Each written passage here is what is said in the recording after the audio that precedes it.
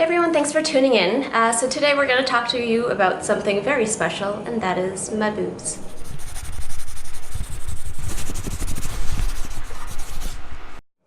So what is so special about my boobs that warrants its own YouTube video? First of all, I have some now. And second of all, I'm from Canada, so I traveled overseas to get my boobs done.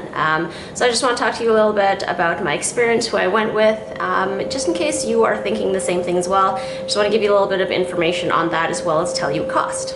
So just a quick little piece of background story. I was always a 32A, and now that I look back, apparently I was a 32AA. And I also wore padded bras. I also had just like a little bit of boobage, not very much, but enough that I was happy with it, and I could make it look like I had cleavage wearing the right padding. I'd always actually thought about getting my breasts done, but I never actually thought I would go through with it. So just a little bit about me. I've got 2 kids. I nursed both of them. After my first, my boobs kind of came back from nursing. After my second, it was a full year, and then I realized that I wasn't getting any of my boobs back. So I was even flatter than I was when I started out as a 32AA. So during that time, I was lifting weights, and I started to work out and just get back into the groove of things, get my body back, and I started to put on some actual muscle.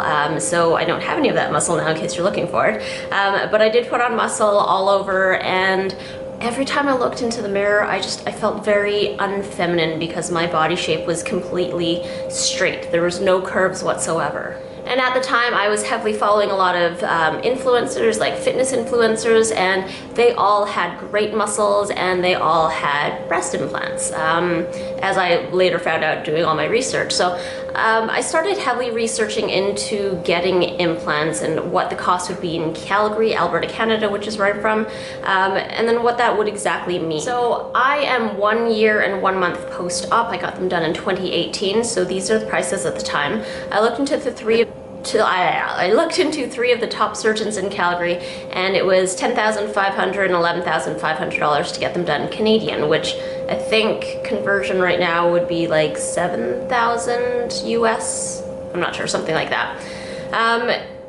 I didn't want to pay that. I was like, I can't justify spending this much on myself for no real reason other than to have boobs and kind of make myself happy and have a shape, I guess.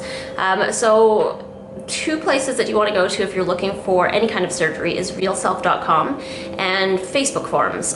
So the one that I belong to, I think it was called, or is called, Breast Augmentation Support and Advice Group. These were huge places that I could go for information. It's real life people giving their real life experience, who they went to, what happened, what the cost is. On realself.com, you also have doctors and surgeons actually going on there posting answers to questions and giving their 2 cents, as well as doctor reviews. So even if it's not breast implants, if you want BBL done, microneedling, anything to do with kind of like self-body modification or body modification, not self-modification, that is your best bet to go on there. So the more and more I delved into this world and seeing the cost of what it would be to go kind of outside of Canada, almost everywhere outside of Canada is cheaper than Canada, and that's just because of supply and demand, essentially. In Canada, or Calgary specifically, there's not a whole lot of surgeons. I mean, there's enough to have competition, but there's not enough where they would have to drive their costs down. So outside in Miami, where I got mine done, it's like it's plastic surgery capital there. So there's so many surgeons, and in order to, I guess, get people to come there, they have to remain competitive with their prices. So it is a lot lower than it would be in Calgary. So my stats quickly, and then I'll get into the cost and everything else. I am 5'1", I am now 114 pounds. When I got my surgery done last year, I was 110 pounds, 32AA, I think that's everything. I'm now a 32D or 32DD in Victoria's Secret. So the entire cost for me after flight out, and my husband works for an airline agency, so keep in mind that cost for that was quite a bit less. After flying out, hotel I was there for 10 days, recovery house, the surgery itself, food, Ubers, and even gifts and everything that I purchased there, it came to just under $6,000 Canadian. So that is a huge savings considering I would have paid $11,500. I wouldn't have had aftercare. I would have been in my hometown. I wouldn't have gotten a vacation out of it. So for me, this is totally worth it and has been totally worth it. I haven't had any complications. I have fantastic boobs now. My scars are still healing, and I paid a fraction of the price that I would have if I stayed here in Calgary. All right, so the doctor or the surgeon that I went with was Dr. Sergio Alvarez at Mia Aesthetics. So it looks like he still is at Mia Aesthetics a year later. I have nothing but positive things to say about him. And the reason why I actually decided to get mine done with him specifically, I was originally looking at Dr. Ari Crow at CG Cosmetics in Miami as well. The girls that I had seen posting on the breast augmentation support forum in Facebook, they were like the exact boobs that I wanted, and I got super obsessed with them. And then I asked them, or they even posted that this was their surgeons. So I talked to them about their experience, what they went through, everything like that, and then I decided, yes, this is who I'm going to go with. I also researched going out to Vegas and I want to say Idaho. I can't remember who it was, but there's a specific surgeon, I think in Iowa or Idaho. In Vegas, the surgeons I wanted to go with, they're about $5,500 US. And Mia Aesthetics, for saline, it's $2,200 US. I checked their website recently, and they are still at $2,800 US for silicone. So I got, I got silicone 445cc, smooth, round, extra high profile, silicone implants. I think that's everything. So after you actually get your boobs done, they give you this card of what it is. It was the Allergen Naturel, and those are all stats of what I got. So now getting to my experience traveling out to Miami, I decided to go by myself for a variety of different reasons. And I went out there for 10 days total. When you actually contact them, they will tell you the number of days that you have to get there before and after, but it's also almost like a general guideline, because a lot of people on the forum said they didn't stay the entire 5 days that you're supposed to be there afterwards. But Mia Aesthetics, they're not really going to do anything about it. I think it's more of a liability to cover them. So I was out there 2 days prior to my actual surgery, which was April 19th. I stayed on South Beach, Miami for 2 days or 2 nights, and then I went over to Doral at a recovery house. So I went to Danny's Dollhouse. Recovery houses are apparently huge in places like this in surgery capitals, because if you don't want to go to a hotel and rent out a nurse, or if you're not bringing a friend, recovery houses is essentially just like an actual house, somebody's house that they've converted into a mini resort or spa or recovery place where you can recover after surgery. So they do have multiple girls at the same time. You may or may not be sharing a room. It usually includes meals, trips out to the doctor, and things like that. So it depends on where you go. So since I traveled out, that is who I decided to go with. I could have had a hotel and then rented a nurse, but I was really afraid of being there by myself and surgery not going well, or I've never had surgery on anything, so I just wasn't sure what to expect. So I wanted to be around other people, and in retrospect, I absolutely love going to the Dollhouse because I got to meet a couple of other people. They went through BBLs, and for those of you who don't know, it's a Brazilian butt lift. They basically lipo out fat from your areas and put it into your butt. So their recovery time is a lot worse than mine. I recovered pretty quick in all things considering, but it's very interesting getting to talk to them and kind of make new friends. And after, when I was able to kind of get out of the house, we all went to the zoo together. So that was pretty cool for me. I would definitely recommend it. I mean, it depends on what girls you're going to mesh with there, so you could take the chance meeting people you don't mesh with, but I had a great experience. All right, so I get out there 2 days before, the day before I go in to finish up all my paperwork, all my stuff like that. You get to talk with a coordinator, and you don't really even go over sizers, like right sizers, putting them into your bra and seeing what it looks like with 445cc, 700cc, anything like that. Basically, when you go to a boob mill, essentially, they want to get you in and out as fast as possible. They're not going to be there to handhold. You don't get that kind of care that you would if you went somewhere in Calgary, like a proper surgeon, essentially. But I did so much research in advance, I felt comfortable with this process. It did feel a little bit sketchy because you go into the front, they actually have a back, which I'll explain later, but it seems super sketchy. So it means the day of the surgery is when I actually get to meet Dr. Sergio Alvarez. I met with him maybe for 10 minutes, on the high end 15 minutes if that. You basically get dressed in all your scrubs, he comes, you talk about what you want done, sizing, and if you have any concerns, and then he marks you up with a Sharpie, and then you go from there. So I was pretty comfortable with everything that I'd researched in advance and talking to the girls who already got their breast augmentation with him, so I really didn't have any questions. Very warm, very easy to talk to, great bedside manner. After I talked with Dr. Alvarez, the anesthetist came in. Just so you guys know, what am I trying to say? So when the anesthetist came in, I asked him to put in an anti-nausea medication into my IV, so then I wouldn't wake up kind of wanting to throw up, because the last thing you want to do is throw up when you have like fresh stitches or surgery of any kind. I don't know if he actually put it in there. I didn't feel nauseous afterwards, so I'm assuming he did, but that's one tip if you tend to get motion sickness or sick like that easily. So after I talked with the anesthetist, I walk over to the operating room. It's very bright, it's just very clean, and then you lay down on the bed and it has two metal wings on either side, so they kind of strap you in essentially and put in the IV, and then you're out. So the next thing I know, I'm waking up very, very groggy just by myself, and I just look down to make sure I actually got breasts. And I did, but there is blood kind of all over my dressings here, which is super sketchy when you wake up and there's nobody there to tell you what happened and you've just got blood. But the reason why there was some blood there, Dr. Alvarez came in after and he's like, yeah, your right side was a little bit oozy. It was just kind of an angry dressing. So when I peeled myself off, you could feel blood down the back kind of drying up. So that was fantastic. When I was awake, I was probably awake for all of 10 minutes, maybe 15 minutes again, and then I was out the door. So when you wake up, people aren't like, hey, how's it going? Are you feeling okay? Can we get you anything? It's, nope, they're up, get out the door. So they would have called Danny from my recovery house probably as soon as I was out of surgery, and she waited outside.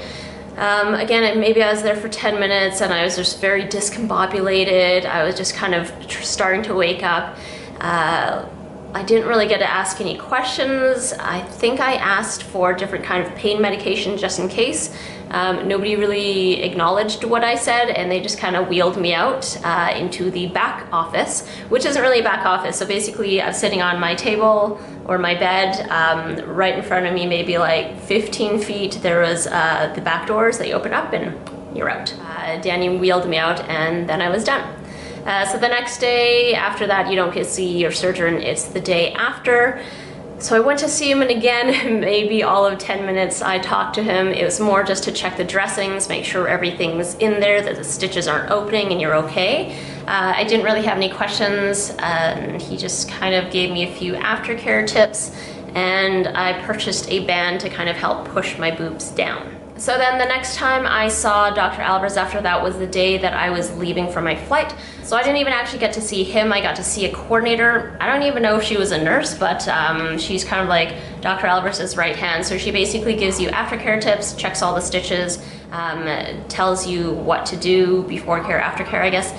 Very, very basic. And then if you have any questions, you can ask them, but they kind of send you on your way after that.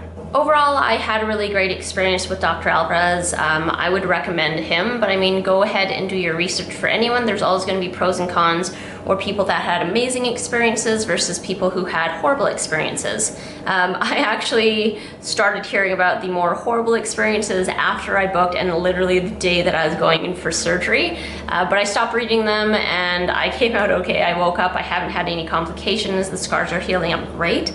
But yeah, if you go into the other side of things just to see like the botched surgeries, it's very interesting. Do your research in advance, well in advance, and make sure you're comfortable with everything. If you're not comfortable, then maybe rethink it and, I don't know, not get it done. I don't know. I'm not telling you how to live your life. I'm not condoning surgery. I'm not telling you that you should go here, that I highly recommend it. It's all based on your comfort level. I just wanted to basically hop on here and tell you about my experience, because at the time when I was researching, there's not a lot of people who would discuss cost and nobody who would discuss actually going overseas, or if they did, it was very, very basic, and when I messaged them, I never got a message back. So just quickly going over recovery time, I think the first 3 days were the worst. Now, I didn't have any pain, it was just a lot of discomfort. It was very, very uncomfortable in my chest, very heavy. It was hard to take big breaths. I'm the type of person who doesn't take medication for anything, whether I'm getting a headache or it's that time of month. Like, I just don't take anything. I just kind of wait for it to pass.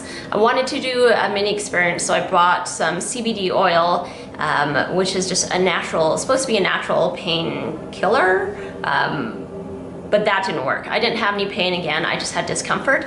I would highly recommend, not trying to be a hero, take something. If you don't want to take narcotics, at least take like a Tylenol 3 or muscle relaxant.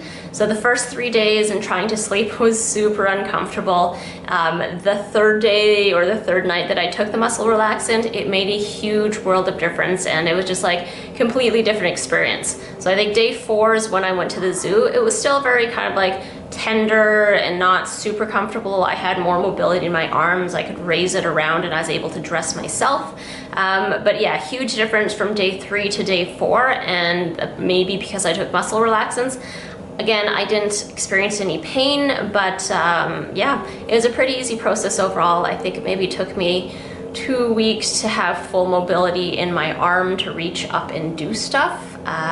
Doing my hair was okay. Like, I even went and curled my hair, and I found all of that pretty okay. I was just a little bit slower at it because I didn't want to pull anything. So I guess that's my overall experience. I could probably talk about this for hours. I'm not shy about the fact that I got my breasts done. I haven't hidden that fact. If anyone has asked me, I'm more than open to say, yeah, I got them done. Even some people, I'm like, yeah, I got my boobs done. And they're like, oh, that's what's different about you. So if there's anything I haven't covered in this video and you want to know, or you just want to chat about my experience more, feel free to send me a message. I am much more active on my Instagram account than here, which I post to maybe once a year, twice a year if I'm lucky. But I post stories fairly regularly on Instagram. I always check it so I can respond a lot faster to your questions there.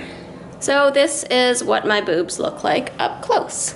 Again, I am 5'1", I'm 114 pounds now. I was a 32 AA, and I am a 32A or 32D or 32 double D in Victoria's Secret bras. So this Lululemon top is a size 4. I used to wear size 2, but the band just is a little bit tighter now. This fits perfectly on me, and I don't have any padding in here. The great thing about having fake boobs is you really don't need to wear a bra because they're so perky. It's just fantastic. Again, I got silicone, smooth, round, extra high profile, Natrel allergen implants. Yeah.